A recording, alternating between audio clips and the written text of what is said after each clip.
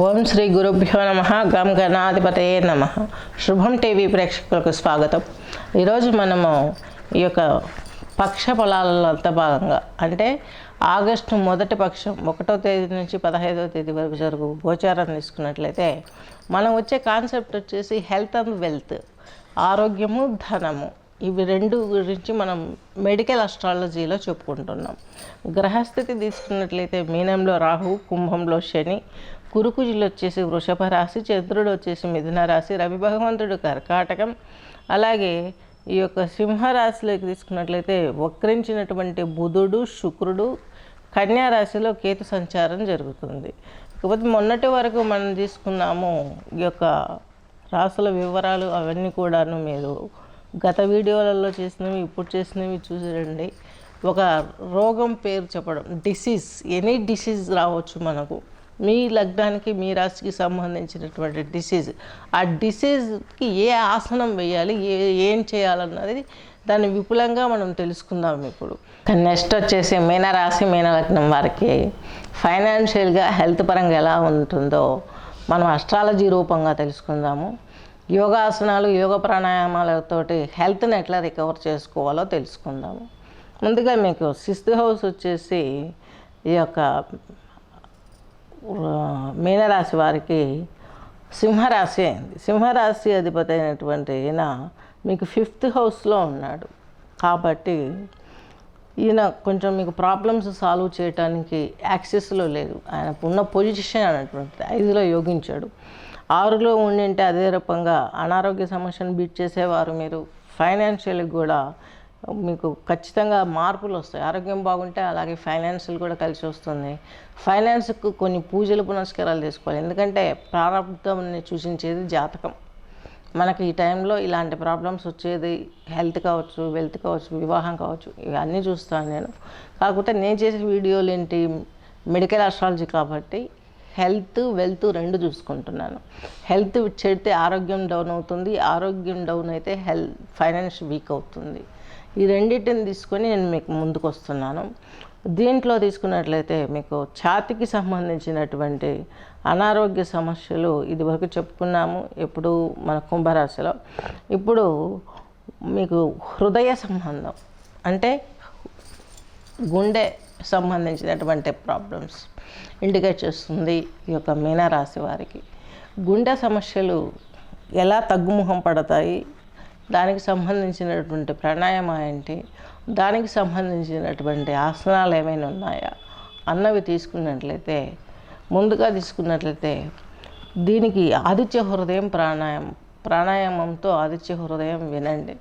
గాయత్రి మంత్ర ప్రాణాయామం చెప్పాను కాబట్టి హార్ట్కి సంబంధించిన డిసీజెస్ అన్నీ కూడాను ఇక ఛాతీకి అలాగే ఆ హార్ట్ రెండు ఒకే ప్లేస్లో ఉంటాయి. కాబట్టి మనకు ఈ ఎక్సర్సైజ్ ఇదివరకు చెప్పింది గాయత్రి ప్రాణాయామము అలాగే ఛాతీకి సంబంధించిన ప్రాణాయామం చేస్తే మనకు హార్ట్కి రిలేటెడ్ ప్రాబ్లమ్స్ ఏమైనా ఉంటే సాల్వ్ అవుతాయి. ఇక్కడ ఆక్సిజన్ ఫుల్ ఫెడ్జ్లో తీసుకోవడం మూలంగా గాయత్రి మంత్రం టైంలో మనం ఓజోన్ వాయువు రిలీజ్ అవుతుందని చెప్పుకున్నాము. ఆ టైమింగ్స్ మార్నింగ్ 5:30 to 6:30, అలాగే మధ్యాహ్నం 11:30 to 12:30, అలాగే యొక్క సాయంకాలం 5:30 to 6:30 వరకు ఉంటుంది. దీంట్లో ఈ టైంలో మనము ఈ ప్రాణాయామం చేస్తే బాడీ మొత్తం ఆక్సిజన్ బాగా వెళ్తుంది. ఇప్పుడు ఈ యొక్క గాయత్రి మంత్ర ప్రాణాయామం తీసుకుందాము.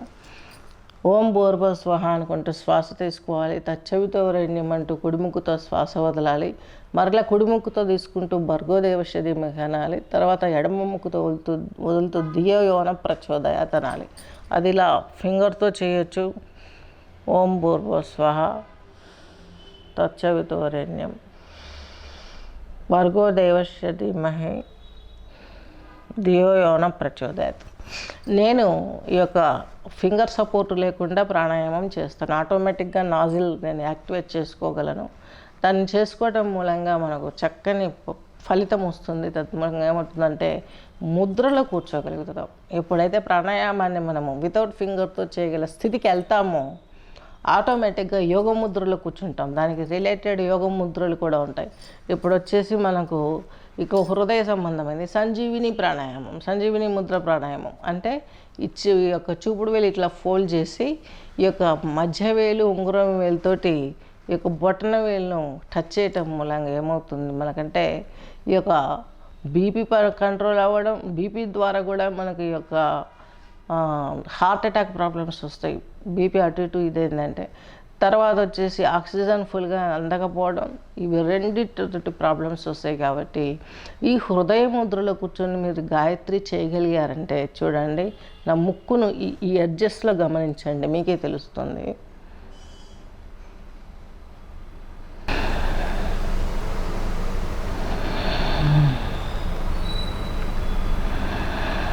ఈ విధంగా ఆటోమేటిక్గా నాజిల్ మీరు ప్రేరేపితం చేసుకుంటే మీకు హృదయ సమస్యలు నివారింపబడతాయి. ఈ హృదయ సమస్యలు నివారింపడానికి ఇంకొక చక్కటి ప్రాణాయామం అనేది ఒకటి ఉంది, సూర్యనాడి ప్రాణాయామం. హార్ట్ అటాక్ వస్తే మనిషికి క్షణాల్లో చనిపోతాడు, హార్ట్ చక్కగా పనిచేయకపోతే. ఏ మనిషికి అయితే 6 months సూర్యనాడి క్లోజ్ అయిందో ఆ మనిషి 6 నెలల్లో చనిపోతాడు. ఎటువంటి ప్రాణాయామాలు చేయకుండా సహజమైన జీవితాన్ని గడుపుతూ హార్ట్ ప్రాబ్లమ్స్, బీపీ ప్రాబ్లమ్స్ ఉన్నవాళ్ళు ఈ ప్రాణాయామం చేయకపోతే 6 months సూర్యనాడి ఆగిపోయిందనుకోండి, చనిపోతాడు మనిషి అంతే. 1 time అక్కడ జాతకంలో కూడా చూసి చెప్పవచ్చు. కాకపోతే మనం అంత డైరెక్ట్ చెప్పకూడదు. ఏదైనా బ్యాంక్ బ్యాలెన్స్ ఉంచుకోమని చెప్పడము, ఫైనాన్స్ పైన ఫోకస్ చేయండి. ఈ టైంలో మీకు చిన్న చిన్న హెల్త్ ఇష్యూస్ వస్తాయనో, లేకుంటే లైఫ్ ఇన్సూరెన్స్ తీసుకోండి. ఈ హెల్త్ దానికి కూడా మీకు సపోర్ట్గా ఉంటుంది. ఇప్పుడే ఇలా ఉంది, ఏజ్ గడిచే కొద్దీ మీకు ప్రాబ్లం తీవ్రమైనప్పుడు మనీ అవసరం అవుతుంది. తద్మూలకంగా ఈ ఫైనాన్షియల్ జాగ్రత్తలు ఇవి తీసుకోండి అని చెప్తూ జాతకాన్ని మనం ఇలా ముందుకు తీసుకోవాలి. కానీ ప్రాబ్లమ్స్ ఉన్నవాళ్ళు మాత్రం ఈ యొక్క సూర్యనాడి ప్రాణాయామం అంటే ఎడమ ముక్కుతో తీసుకోవడం, కుడి ముక్కుతో వదలడం. నేను ఈ ముద్రలో కూర్చొని, సంజీవిని ముద్రలో కూర్చొని అంటే చూపుడు వేలు మర్చి ఈ రింగ్ ఫింగర్, మిడిల్ ఫింగర్, తంపు ఇవి 2 పెట్టి ఇలా చక్కగా కూర్చొని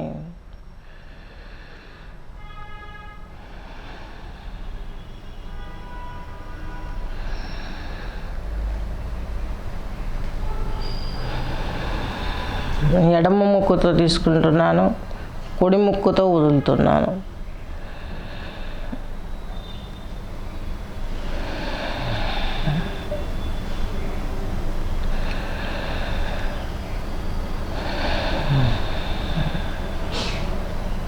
ఇది ప్రాణాయామం.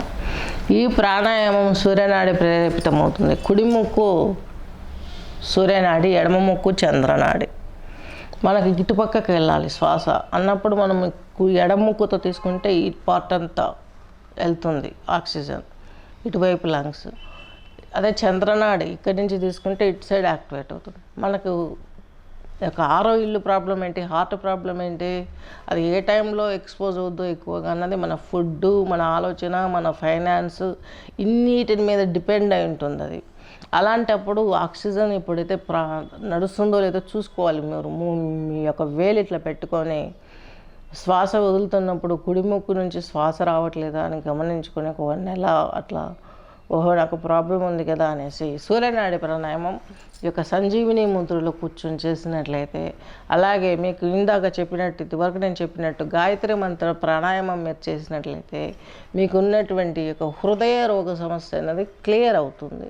ఇంకా మీకు దశమ భాగంలో మీనరాశి వారికి దశమాధిపతి కూడాను మీకు గురువు కాబట్టి ఈయన ద్వారా వచ్చే ప్రాబ్లమ్స్ అన్నీ కూడా సాల్వ్ అవ్వడానికి, ఈయన 6వ ఇంట్లో ఉండడం కాబట్టి కొంత ఇబ్బందికరమైనటువంటి ప్రాబ్లమ్స్. లగ్నాధిపతి మొత్తం మీ హెల్త్ అంతా దానిపైన డిపెండ్ అయ్యింది. ఫైనాన్స్ తీసుకుంటే మీనరాశి వాళ్ళకి గురువు కాబట్టి ఇక్కడ హెల్త్కు, వెల్త్కు రెండింటికి సంబంధించినటువంటి హీలింగ్ ఇచ్చేవాడు గురువు కాబట్టి ఈ యొక్క దత్తాత్రేయ శ్లోకాలు వినటం, చదవటం, ఈ యొక్క ఆదిత్య హృదయం పారాయణ చేస్తూ ఈ ప్రాణాయామం చేయగలిగితే మీకు ఉన్నటువంటి హృద్రోగ సమస్యలు కూడా కొద్ది రోజుల్లో క్రమంగా మెడిసిన్స్తో పాటు తగ్గుముఖం పడతాయి. ఇది చేయకుండా ఓన్లీ మెడిసిన్స్ పైన డిపెండ్ అయ్యారనుకోండి, అదంతా పేరెక్కకపోయి కడుపులో పాయిజన్ అయ్యి త్వరగా ఎంజీ పెంచాల్సి వస్తుంది.